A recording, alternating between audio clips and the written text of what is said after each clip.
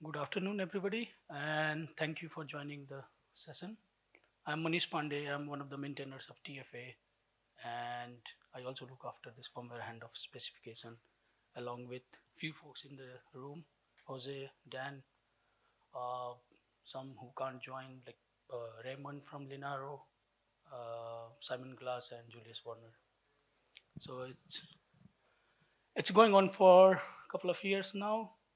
Initial idea started even 4 years ago, where we thought of standardizing a way to pass data among different boot stages. Uh, why we need it? So everybody has solution for this problem in their own platform specific manner. Firmware Handoff tried to standardize it. So why we need it?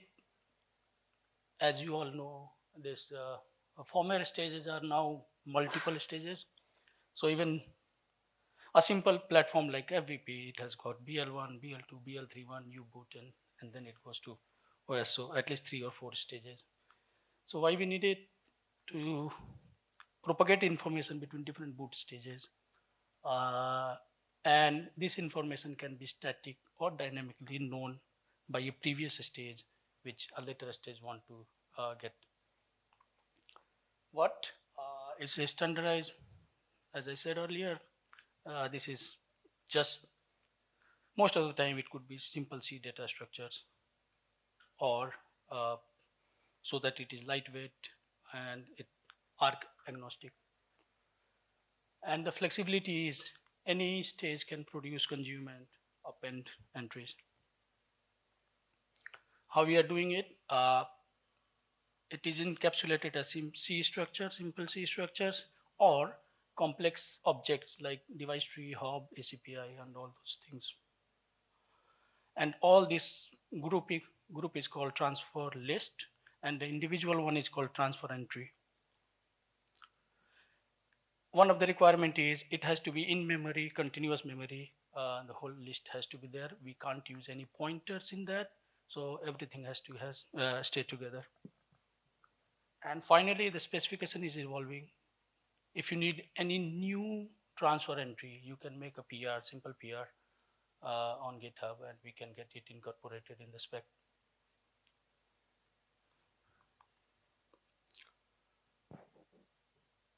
So it is hosted on GitHub, the specification, and there is plan for 1.0. This is old slide. So 1.0 was released day before yesterday. So it's finally there. Currently it has three grouping of entries. The ones which are standard, they are not tied up to any firmware project, like hub, ACPI tables, and the TPM things. Something which is, the second one is something related with all trusted firmware.org projects. So it is TFA, Hafnium, Opti, yep. So these kind of things. And the specification provides a way of freedom to have implementation defined entries. We do not encourage it. You can do it for your experiments, but eventually it has to come in some, either in the existing one, or you can, the spec has freedom to introduce a new grouping of transfer entries. And along with this, it also provides register convention for ARM architecture for ARC64 and 32. And we also have standard operation description, which should be done in the implementation if you want to implement your own. So this is spec part. What about implementation? Implementation can be done because different projects want to use it. They can have their own implementation, or which is the case now with TFA. U-boot has its own, which has been there for long, which is called blob list. Hafnium has its own. So what we thought was make a standard library, and it can be included in different projects. So yeah, so library is already up on trustedformware.org. I just shared repository, and the goal of this library is to contribute to it. Everybody work together and eventually bring it, get it in your individual projects. It is open for contributions. We have CI setup, review process, everything there, static checks, and unit testing. There is another tool as part of this library. It's very simple tool to run on host machine. So there are use cases like, for example, in FVP, we sometimes need to sideload device trees or configuration data. So what you can do is you can use this tool to generate a transfer list from a YAML file if it is simple C structure, or if you want a complex type like device tree, so you can directly pass a device tree and generate this list to be consumed. There was one use case somebody was mentioning me yesterday is we could also make on real products instead of, I mean, it can be made part of FIP also, if a single image. This is library done. Yeah, what's happening with the projects? The TFA was one of the initial ones which started writing the library. So currently we are in release phase 2.13. So in this release, we still be using the library inside the TFA project itself, but we already have patches ready to get rid of that, get some module, this library, and use in TFA. Conceptually, this firmware handoff or transfer list is similar in concept with what is present in U-boot blob list. So this is fully compatible with that. Hafnium and SPM, the secure partitions, so hypervisor can load secure partitions through transfer list. So that part is already done in implementation and in spec also. The interface between BL31, which is dispatcher for SPMs, and the actual core is still under discussion because FFA boot protocol has its own way of passing data, configuration data to the SPM core. So we are having active discussion. We are thinking about it. Can we do it? And eventually in future, maybe RMM also comes into this bracket. Interface between BL301 and Opti is covered. There is one pageable part in Opti which is required by Opti. So that is already there. And we are also looking for any other use cases where it can be used in Opti. EDK2, there is a patch. I made a comment also that library is now available. But this patch basically implementing the library in EDK2. It's still under active review, I guess. But eventually we can get rid of it and start using the library as it is, if maintainers are happy with that. And next is to plan for other platforms, other firmware projects like SCP, RSE, and RMMETs. I don't have a lot of slides, so we can have a discussion later. Platform support. FVP, we have taken the default choice as a platform, and we are almost there with all the interfaces covered with BL1, BL2, BL31, and U-boot and EDK2 as BL33, and Opti as Secure OS. The other different things are reset to BL31, reset to BL2. All these flavors are also supported for FVP. And very soon we will make it default boot option in FVP platforms. And we are also expanding it to other ARM platforms. Total compute is there almost. KMU has been done by our Linaro. So this mainly Raymond. So that's all. That support is already there. And yeah, the next plan is to have other ARM platforms adopt this. So our target is to make it popular get it adopted in different platforms. That's it. Any questions? Yeah. So you mentioned parsing transfer list from when you load on SP. So if Hafnium loads opti, do you pass a transfer list to opti then, or how does it work? So it creates this SP package images, Hafnium that consumes, and that is opti with Hafnium. I think it is covered there. I have to check in the Hafnium code. Because I think we are mostly using the boot info struct, but maybe that's a config option. I don't know.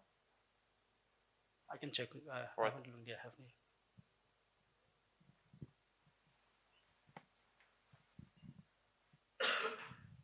Yeah, just a comment on your question. So I believe what's happening is that earlier TFA defined this kind of arbitrary SP package format that they use to when you have the SP binary and the SP manifest, and at build time you want to package that together, that will get loaded by BI2, and then that's what's found by Hafnium, and that's how it can launch the SP binary. And this is where they are using the transfer list now. So instead of this SP package format, they just put the manifest, the SP binary, and also if you want to use a hub, you can put it there. And that's what this whole transfer list together gets loaded by BI2. That's parsed by Hafnium, and that's it. But the interface between Hafnium and the SP itself shouldn't change. So it still uses the FFA boot protocol. Thank you.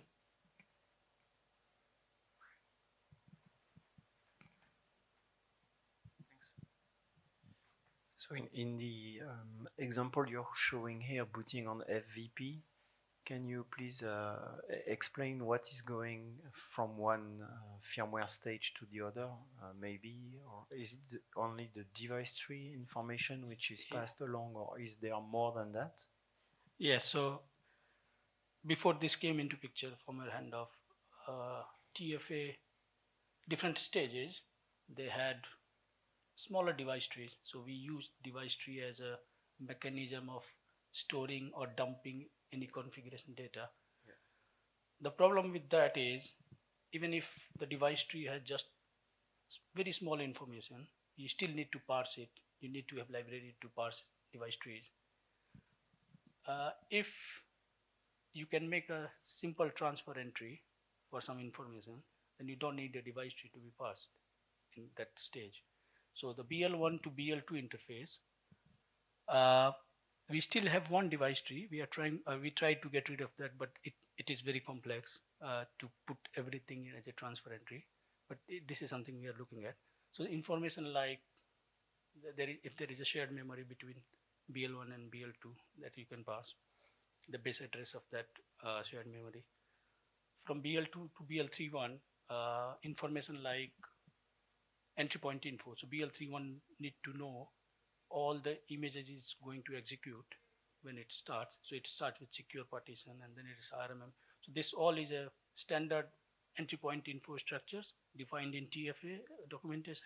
So that also has been made as a transfer entry. So you don't need to keep them in device tree. Instead, you can just pass a simple C structure. Does that answer your question?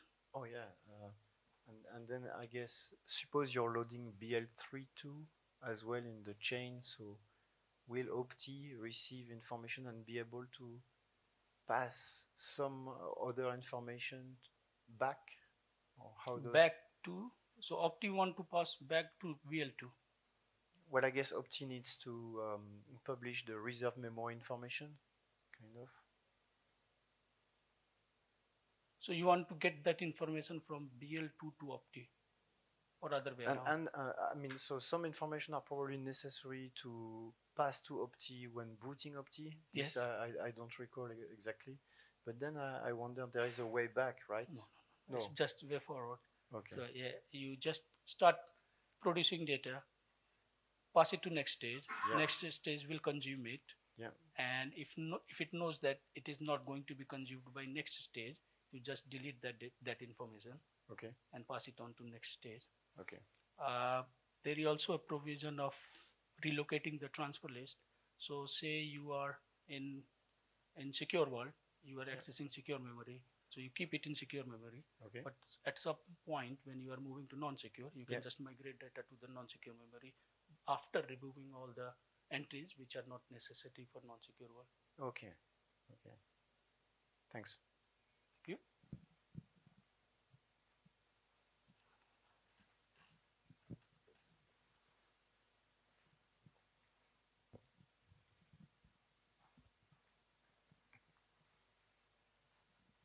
You mentioned that there is a register convention to pass, I guess, the location of the transfer list entries between boot stages. Mm-hmm.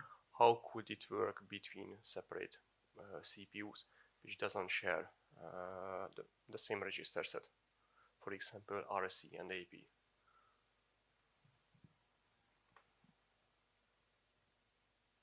It has to be. So currently, I think, I mean, it could be memory sharing between RSE. How do you pass the information now between RSE and AP core? There is only one use case. We use the SDS, structured data sharing, which was used between AP and SCP. Similarly, this SDS, you can get rid of SDS data structure. You can start using transfer list instead. Okay, but then AP should have same static real-time configuration for a carved-out page where the transfer list lives at the beginning. Yes, it need to know the base address. Is there a way? Yeah, we haven't done this yet, but I guess it doesn't have to be a register convention. There could be another binding which defines just, you know, how that payload's passed, what the transport mechanism is, and that could just use the existing RSE to AP transport. Yeah, but to be discussed already. We've not done it yet. Good. You want to add anything, Jose? No, I think that's. I would just say that this is one of the enablers. It's one of those frameworks that enable interoperability between distinct code bases, and the main benefit of this is the spec is entirely open source, community owned, and so you, in the different code bases that you guys work on, you can benefit from this, from the interoperability that TFA is championing here. And the clear goal for you and for your platforms is your development and your integration effort is going to be much more reduced. And so I think that everyone benefits from this initiative, and we should do as much as we can do to make it successful and widely deployed. Because I honestly don't think that there are many downsides to it. I can just see upside there. And the ideal goal, the other goal, I think, I don't know whether it is possible now, but the end goal is to, it will help in reducing the binary size also if you get rid of FDT library in your firmware project, which are very tight on memory. Yeah. Any other question? Thank you. Thank you for attending the call.